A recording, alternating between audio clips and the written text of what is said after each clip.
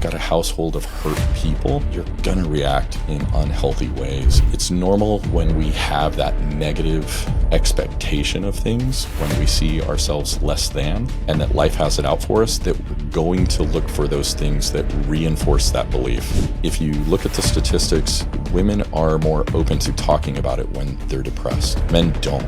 We keep our mouth shut, and the statistics are higher as far as suicide. To understand there is hope, it's available for me, here's how to take action and do it. I mean, that's the goal.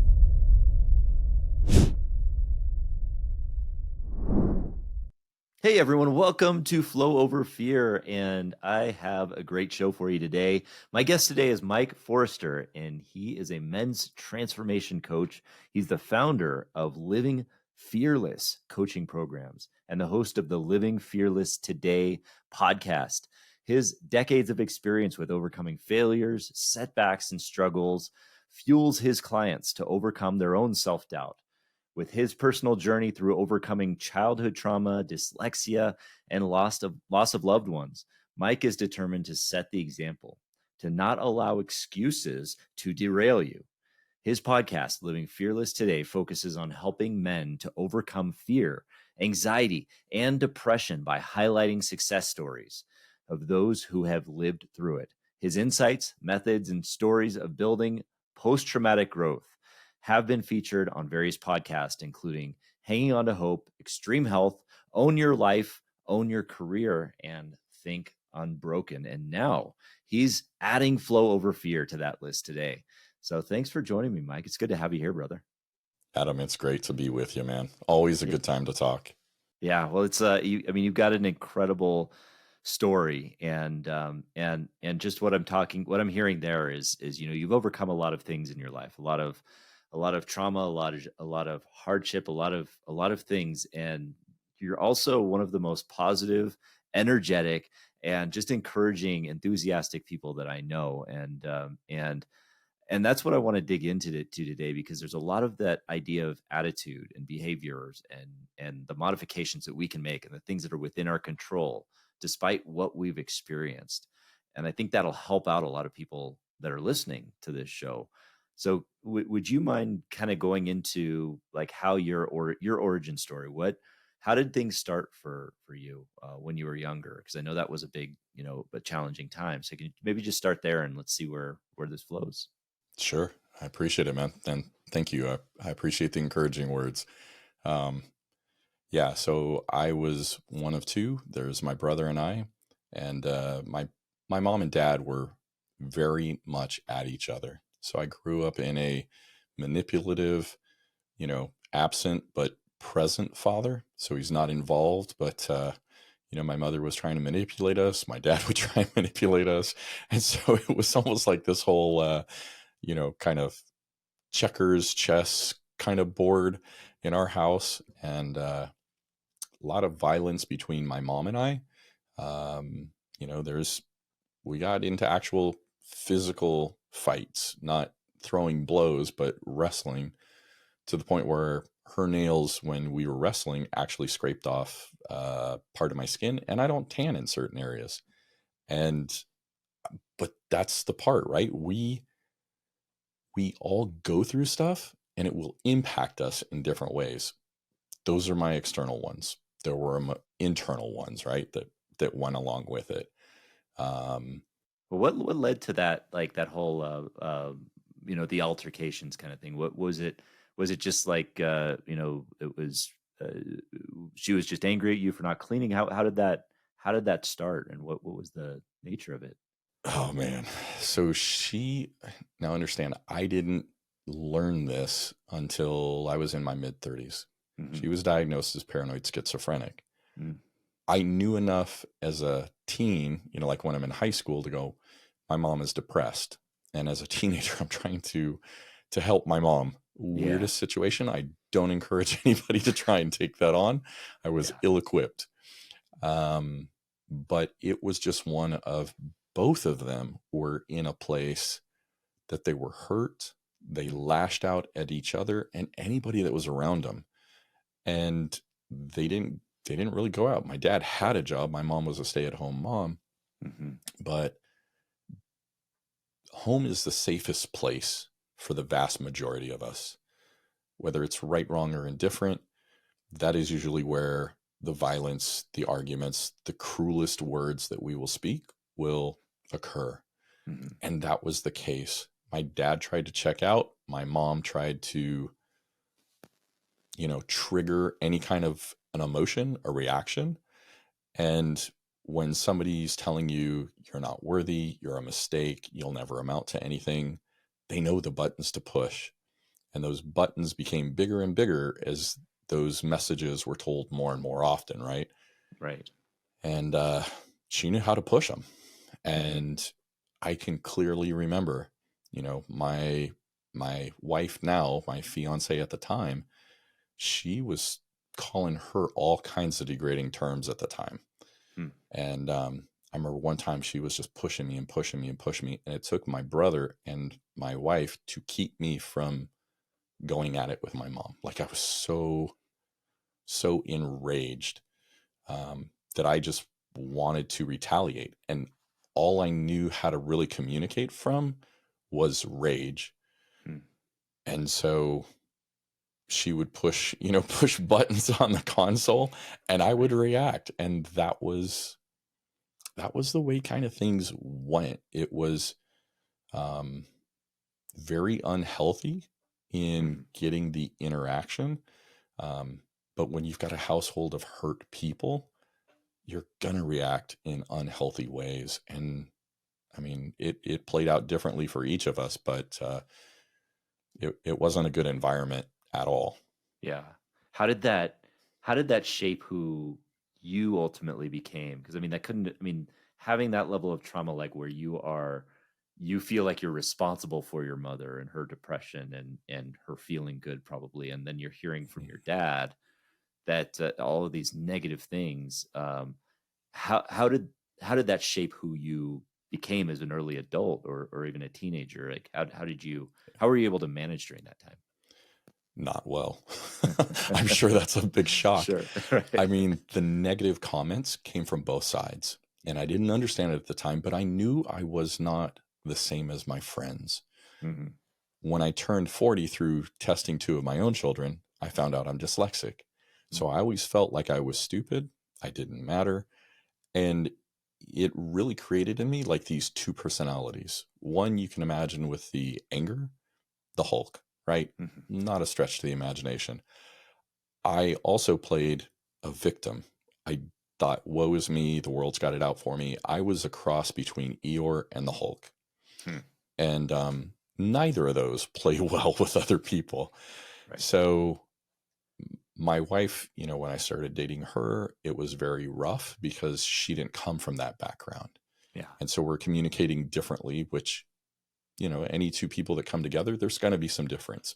We were at polar extremes, but she saw in me who I could be when I didn't feel that person really existed, nor was that person worthy of existing.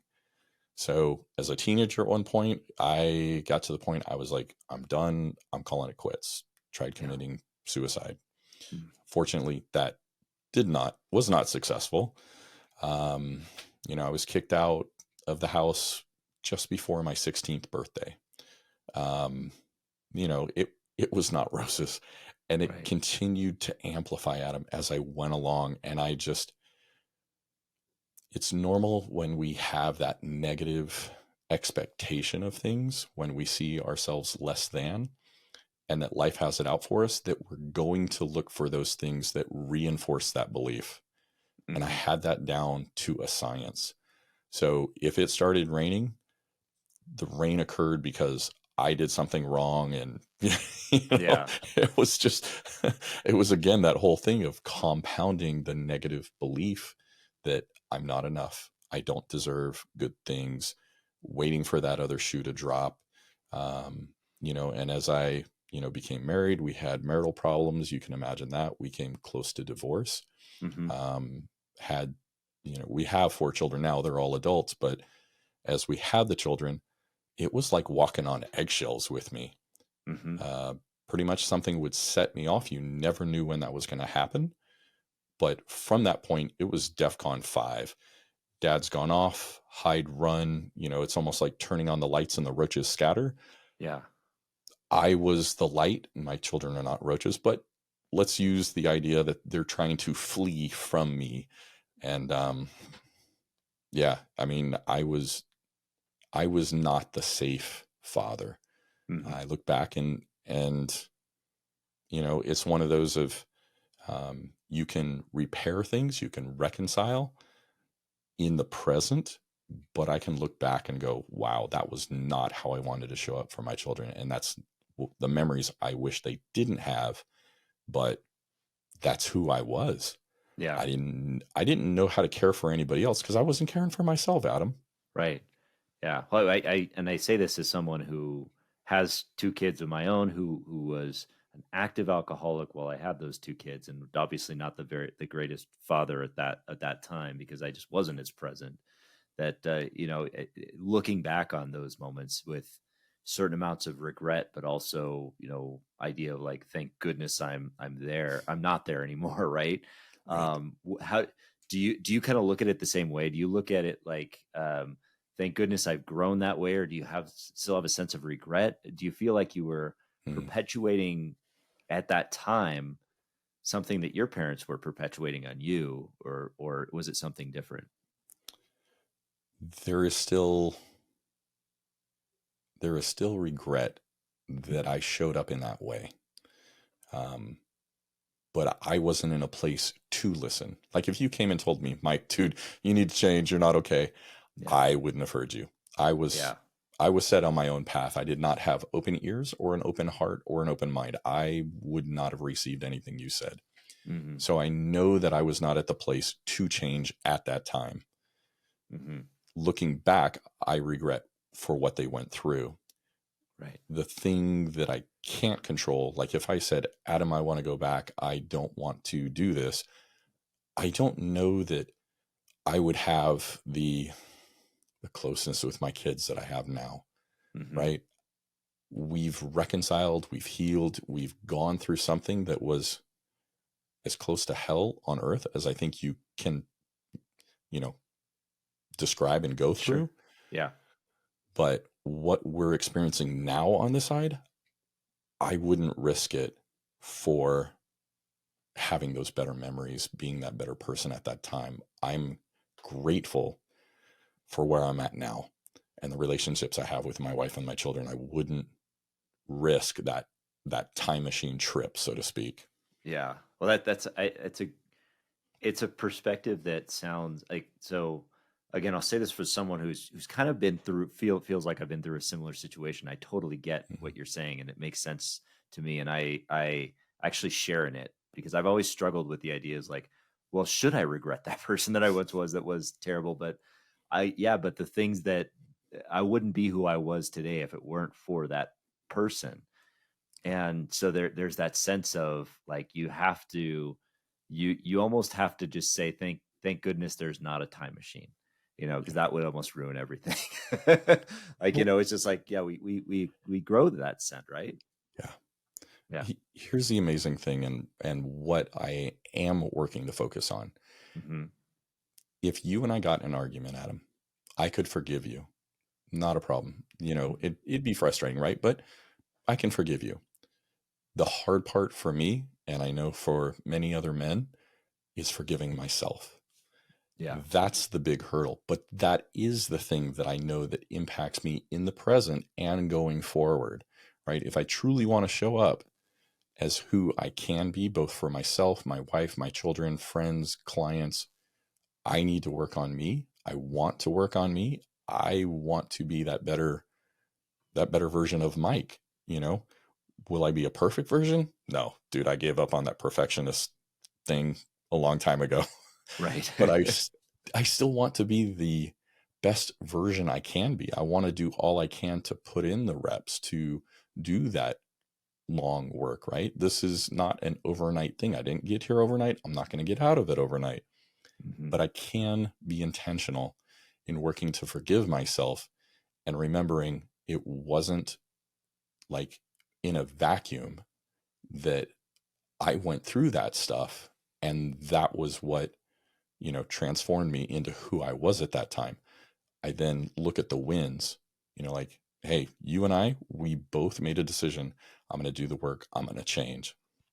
Yeah. That's the stuff I can look back and be happy about and celebrate and draw strength from and go, I made the right decision. I'm going to continue making these decisions and moving in that direction, and reminding myself when there are those challenges that come up, hey, I've done this before. Yeah, this is, hard. This is going to be scary, but I'm capable of it. You know what I mean? Like Yeah. taking that hard work and continuing to go forward. Yeah. Oh, that's such a, I think it's such a good way of putting it and framing it for who you are now on how we do continuously improve. And I would, how are you doing now as far as your relationships with your family, your wife? Are you in a good place now? Or are you still working? How's that look right now? I don't know that it ever stops being something you work on.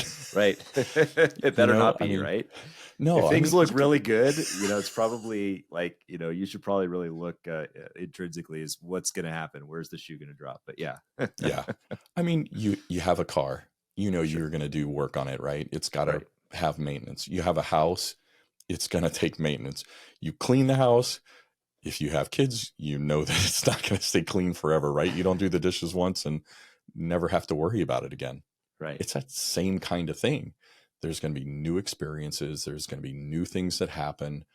I'm going to discover stuff that I didn't realize was like a limiting or a negative belief that I had. That's, almost like this backseat driver helping me to get to some place that it's like, oh, I didn't want to go there. Yeah. It's a continuing transformation. So it's not a one and done. It's a sign up for a lifelong process. But what's the other choice? I stay where I'm at. I go through Groundhog Day. I'm frustrated, depressed, anxious, playing small. I'm unhappy. Yeah. I don't want that, man. So my marriage now, dude, I describe the relationship with my wife as she is like the princess, I'm the barbarian. I didn't grow up with the culture. It was very much like going to plays or going to the symphony or anything like that. That wasn't my kind of thing. But my wife has been gracious and giving and been like, hey, you like sci-fi, you like barbecue stuff. She has shown an interest in what I'm interested in. Let's see, 2 days ago, we just went to like this candlelight symphony. It's like 4 people, like a quartet, right? They're playing different music from Hans Zimmerman. Would I go to that on my own? Probably not. It's cool, but not something that's really going to draw me. Right. But I'm drawn to it because I know how my wife is going to react. And it was like, she's absorbing it and loving it, and seeing her face light up just fills me in a way that it's like, when I was focused on myself, never could have understood or processed or even worked towards. Now I'm in a different place, and I get joy from her being a place of happiness. Do we argue? Do we, bicker, not see each other from the same perspective? Yeah, we're 2 different people, but I wouldn't trade it. I've got 4 children, and they are from 29 to 22. And then I've got 3 grandchildren. Man, I love, Adam, being able to see my kids for who they're becoming, the way they're working through things. And one of the craziest things I never expected by doing the work on me was that would encourage them to do their own work and take risks in their life for the things that are important to them. Dude, who doesn't want the best for our kids? Right. So making this decision has multiple benefits beyond just, hey, I'm going to be in a better place, I'm going to be a better person. It creates almost like this dome of impact where everybody like has less resistance. They get to play bigger. It's not like you're going, hey, I give you permission, go do this. But there is a unspoken, just like energy. I don't know how to describe it, but it's like when you're around your 5 friends that are really crushing it, Hmm. like when you were cycling, right? You're doing your triathlon. Dude, if you got in a pack, it was Yeah. like, let's go.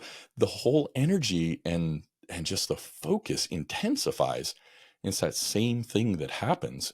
And so, yeah, I mean, we're in a much better place.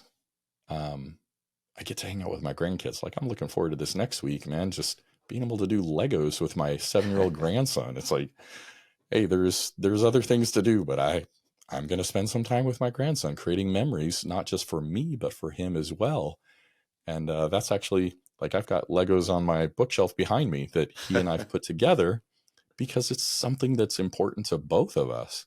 Yeah. Um, That's fantastic because I'm in the midst of post Lego phase with my kids. They're 12 and 15, so they're no longer into the Legos, and I have to wait until the grandkids to get Legos again. So I'm in that in between limbo, Lego limbo as they call it, I guess. Right. you can just, hey, catch a plane, come on out Sure. here. We'll play Legos. I'll do some smoking on the barbecue for you, man. Like, That'd work. we'll have a good time. I'm not saying I'm just going for the Legos, but the barbecue sounds good too. But Legos is going to be a close second. Yeah. Yeah. No, I like the way you put it there, and that's a great analogy with regards to the energy that you're building with, like, within the group. I mean, like when you find that group and you're in that peloton and everybody's contributing, you make it farther. Yeah.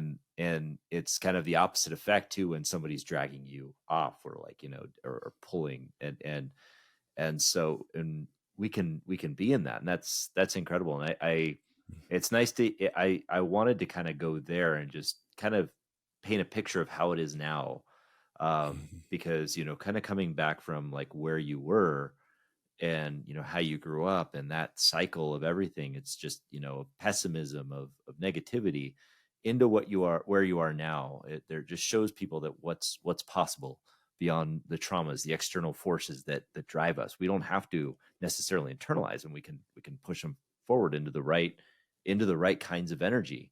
So when going back to when you were in your teens, and you were you had attempted suicide, Mhm. um what did was that a trigger point to change, or to say to you, like, something's wrong, something's got to change? Or did you continue on that path, and what was the trajectory, or maybe the tipping point that led you to heal?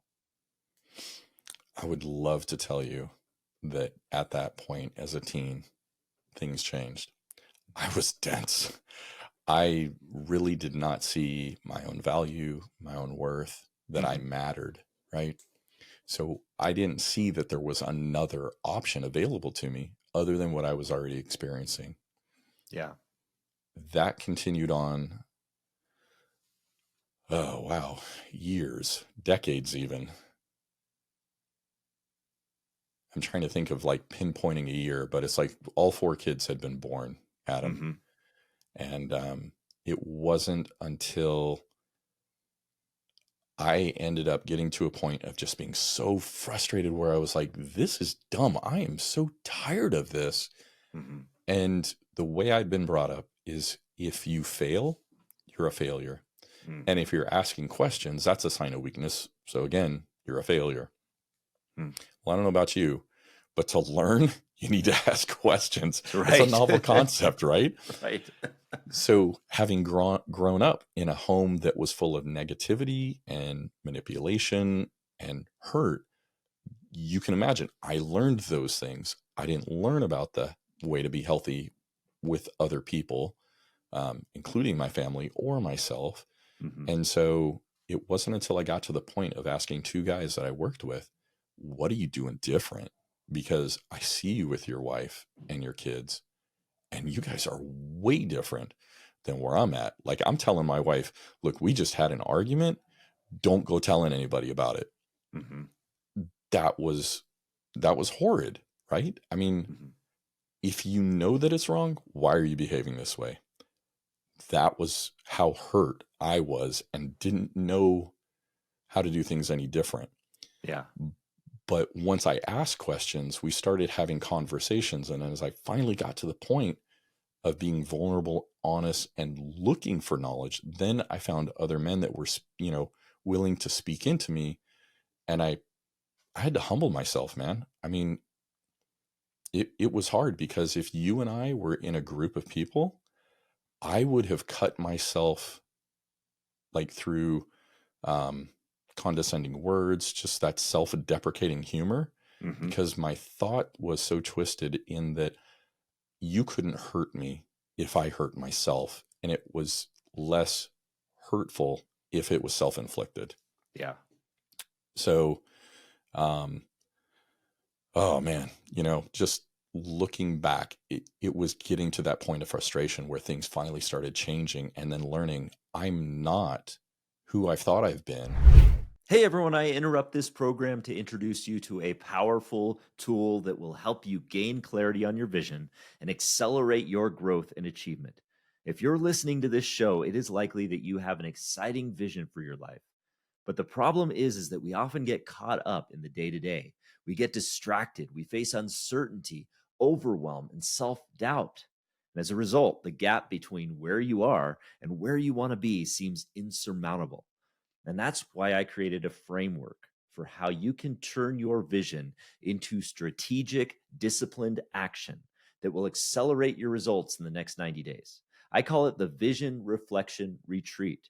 It is a 2-day solo excursion designed to reignite passion and adventure into your busy life and realign your focus toward your why. This is the very same framework that I use every 90 days to reflect on my own life and my vision and set my goals for the next quarter. And it has been a game changer.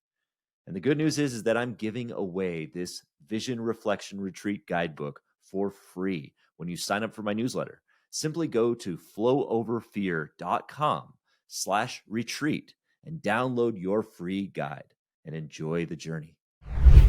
And there is another option, and I can take it. I'm worthy of it. Like I didn't feel super worthy of it, but I was like, there's a slight chance.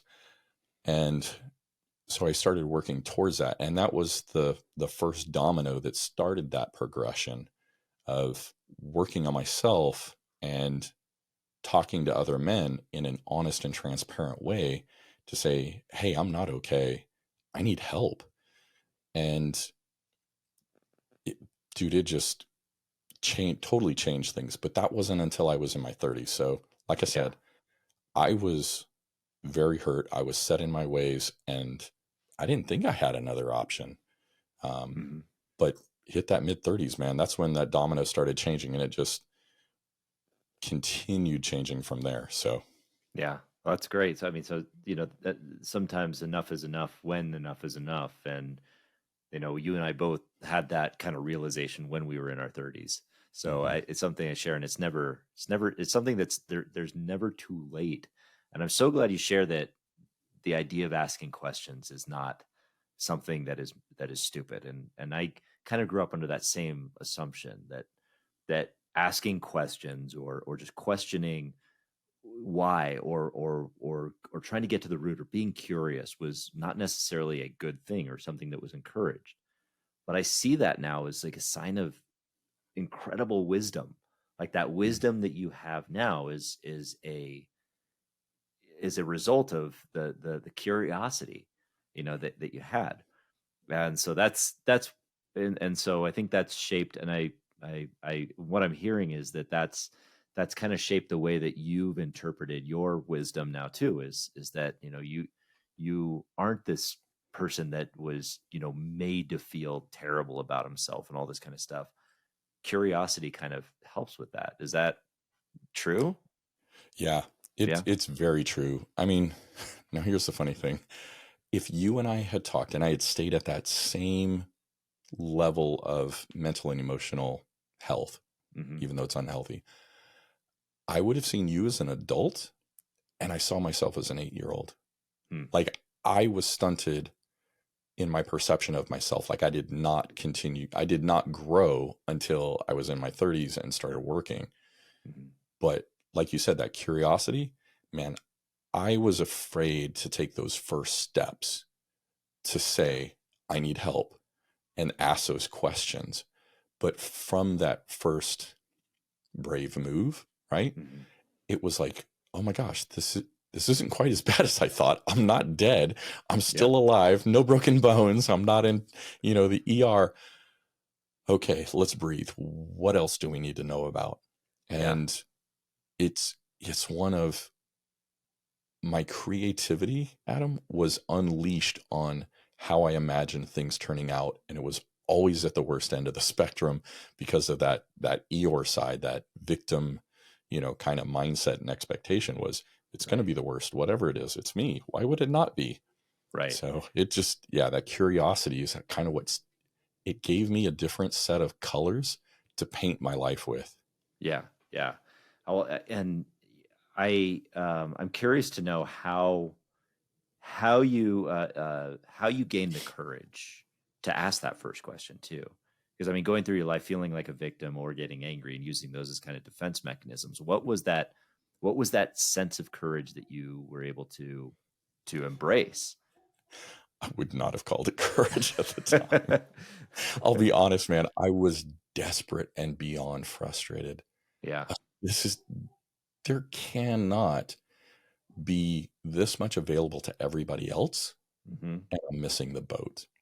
Yeah. It's almost like if we had been in a group of 20, right? Everybody else got $1,000 and I got 50 cents. Like this cannot be the best that there is. And so it was out of that frustration and the desperation and just hoping beyond hope that Hmm. there's something better than what I'm experiencing now, that was like, I'm going to try this. This is scary as all get out. I mean, we want to talk about fear. Yeah, that was running Yeah. wild for me. Um, but I wanted something so bad that was other than what I experienced for over 30 years, that got me to that point to ask that question. Hmm. And then, like I said earlier, realizing that it wasn't as bad as I had built it up and thought it would be, then kind of gave me that little bit of confidence to continue stepping and asking more questions. Yeah. And what was and did that just open the floodgates? You were in on the personal development front at that point, or how did that creep in over the next decade or so? Oh man, that Hulk side, I was still Still working there? from. Oh, it was still strong. Yeah, the Hulk was strong with me. Yeah. um, it was one I needed to move beyond being so reactionary and Hmm. expecting the negative outcomes. It took quite a while for me to begin to see things with a different viewpoint other than expecting the worst, and then continuing to open up more vulnerably, right? Hmm. I was afraid that it's like, okay, great, I'm going to be ostracized and kicked out. They're going to ask for my man card. I mean, honestly, I thought I was going to be seen weak because at that point, gosh, Adam, I grew up, I'm 5'11", and I was 140 pounds when I graduated high school. I Hmm. was rails, just super skinny. And so I was already feeling weak and thought I was going to be labeled as emotionally weak. Um, it took a while to, change the perspective, the way I saw myself and the expectation of how people would react. Right. If I came to you and said, Adam, I'm struggling with this, I would expect you to go, Mike, you're an idiot. What the, come on, really? Yeah. That was still my expectation. So it took a while to work out of that to then get to that point of um, really jumping into self-development and going, hey, I don't have to have everything right. In fact, I may have it all wrong. Yeah. But as it, became more of the norm and I pushed into it, then it was almost like chains that fell off, Hmm. right? putting gas in the car when it was like, hey, I'm going to put a gallon in at a time. Then it Yeah. was like, hey, maybe we'll put a half a tank. Yeah. And so the risks that I took in being vulnerable and asking for help became larger, larger risks, right? I was betting on myself instead of betting against myself at that point. Yeah. Wow. So, and when you're talking about that victim and anger side of it, the Hulk and the Eeyore, and I love that visual there. That's great. Um, I'm thinking individually, yeah, we all experience those, and uh, or many of us experience them to an elevated level, and but even as a society, I feel like we're seeing that a lot more. People are angrier. People are playing the victim more. Maybe it seems like a little more attractive to be the victim because it gets the attention or what have you. How how how do we overcome that?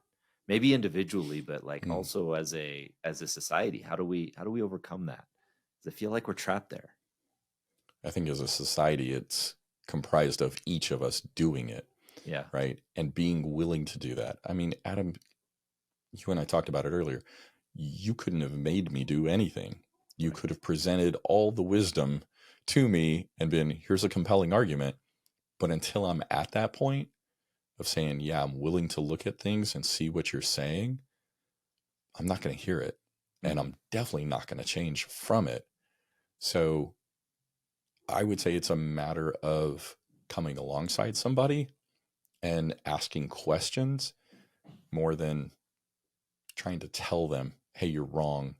Mm-hmm. This isn't right. Is, hey, how come you're doing this? What do you believe is going to come about from this? What do you dream about? Do you see that these are in line? Asking the questions and letting almost the answers be discovered, because too often, dude, we're so busy what's going on. Oftentimes it's medicating so that the reality of how we feel isn't in our face, right? It's kind of put Right. on the back burner.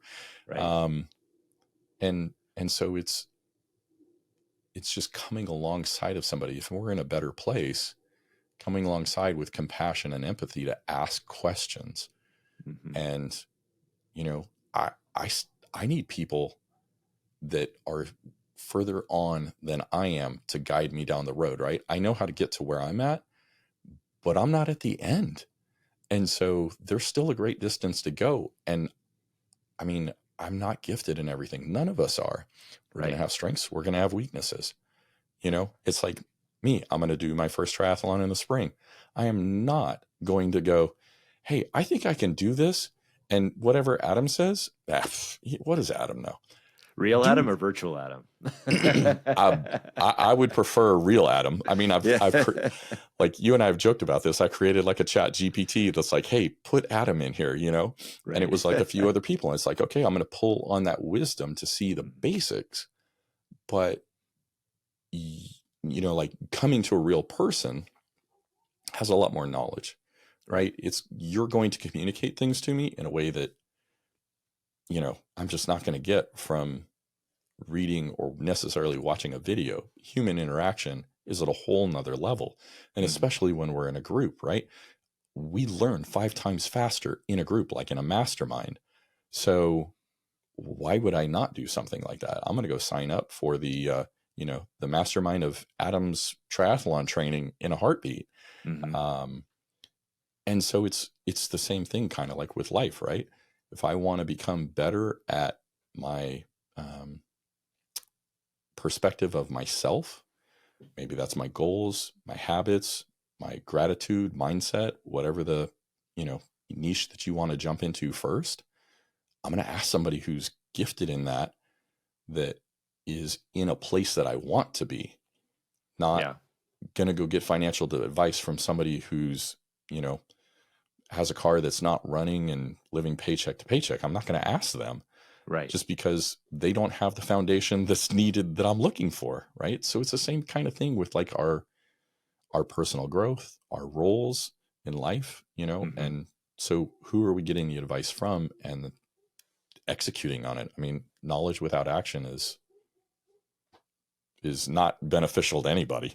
Right. Yeah. Well, yeah, and that kind of brings me to the question of coaching, of why you started to get into that, and what the avenue is there, because you've been through all of this experience, and it sounds like you want to pass that on to people who maybe are you approaching people and men that have reached that willingness phase? You're saying that people that aren't willing can't change. Is it just the people that are willing, that are wanting that step, or where are you reaching people at what phase are they in? And why did you get into coaching to start? Let me start with the why, and then we'll Sure. jump into the other part. Yeah. So the reason was when I looked at the reconciliation, the healing that was occurring in my marriage and my relationship with my adult children, I knew if I could do it, then it was available to all men. And too often we think that it's just us that's going through the situation, right? If you look at the statistics, women are more open to talking about it when they're depressed. Men don't. We keep our mouth shut, and the statistics are higher as far as suicide. We would rather take that act because we feel we're going to be less stigmatized by doing it than admitting, hey, I'm depressed and I need help. Mm-hmm. So it was thinking about, would I want somebody to have reached out to me? Absolutely. I want that opportunity that I don't realize that's available there. I want that helping hand to get over that wall at, like the Tough Mudder. I want somebody to run next to me when I don't run, right? To help me continue that 5K. I want somebody in my life that can speak power and ability and capability to equip me to be the good dad, to be the good husband, to be the best I can be in all areas, because it's all connected, because I'm there. Mm-hmm. So that was the reason why I wanted to do it. I had a lot of fear over it because I remembered who I was, and that voice was very clear. It's like, what's everybody going to think about you based on what they knew about you? Mm-hmm. They're going to think what they're going to think. I can change and they can still make the same choice. I mean, you can be a totally different person and show up to a holiday dinner and somebody still sees you as who you were. That's outside of our control. That's, totally their decision. So laid that aside, asked my family, said, hey, what are you okay with? Are you open with this?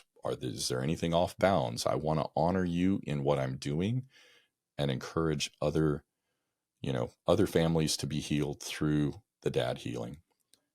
Because the other thing is, man, by the work that I did, Adam, and the decisions, my grandchildren don't have to go through what my children experienced. And so it's not only changing us and our children, but it's changing the generations after us. That legacy that they inherit, that's for the mental and emotional, totally different. So I knew that was something I wanted to have an impact on, but I wanted to make sure I was still honoring and loving my family with where they were. Got the green lights. So that was how I got into it. Some men will be at the point like where I was when I first started it. I want it. I'm just not sold that it's for me or that I can do it. I'll still honor that, man. I'll walk as far as you'll walk. I'm not going to make you as a client do anything you don't want to do, because it's not going to stick. But it often takes like some tough love, right? To get us to see things in a different perspective and to push beyond what I believe is my limit. So some men are ready to get there faster than others. That's okay. It's not a race. As long as you make the decision, you start putting in the work and you work on yourself to be the best for yourself, I'm going to honor that. How you show up is how you show up. I can't change that for you, but I will encourage you 100% in as much as I can do that. So it is most importantly dependent upon who we are as showing up looking for coaching and what we're willing to hear and do. But I mean, having somebody that walks alongside of us, Dude, it's life changing. I mean, there's no other way to describe it. I'm at a point, Adam, I didn't think I had hope. If you had asked me before I started asking questions when I was super frustrated, where do you see yourself, Mike? Divorced, isolated, in a studio apartment, all the lights off, sitting there watching TV, totally alone. That was my expectation of where my life was going. I mean, I thought it was as good as done, right? Deal signed, contracts in. To go from feeling like that is where I'm supposed to be to where I'm at now, knowing that this is not the end. I know there's more available. This is the best, like life is better than it's ever been. And at 52, most people are like going, oh, dude, life's on the downhill. I don't know what hill y'all are looking at. But mine feels like it's going up. Right. Yeah, it's. I mean, I would hope so. I hope the view from 52 is much is still an upward climb, because I'm getting there pretty quick. So, yeah, I mean, like I think that's a powerful message as far as finding that hope and feeling hopeless. That resonates with me.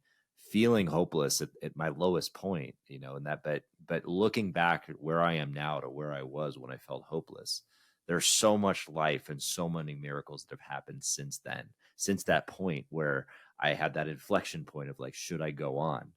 And man, I thank God every day I did, because it was so worth it.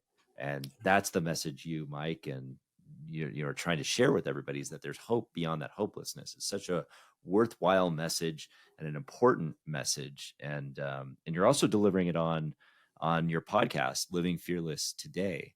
Can you talk a little bit about that too, what you're doing there? Sure, absolutely. Let's talk about something really quick. Yeah. If somebody's listening to Flow Over Fear, they're already in that place of looking for the change. They're already making the first and hardest decisions. So take strength from that, right? As far as Living Fearless Today, it is men talking to men about the fact of like fear, anxiety, depression, addiction, lack of self-worth, wanting to get to confidence. And it's men that have experienced that transformation in their life. Because when we see somebody that has walked that path, right?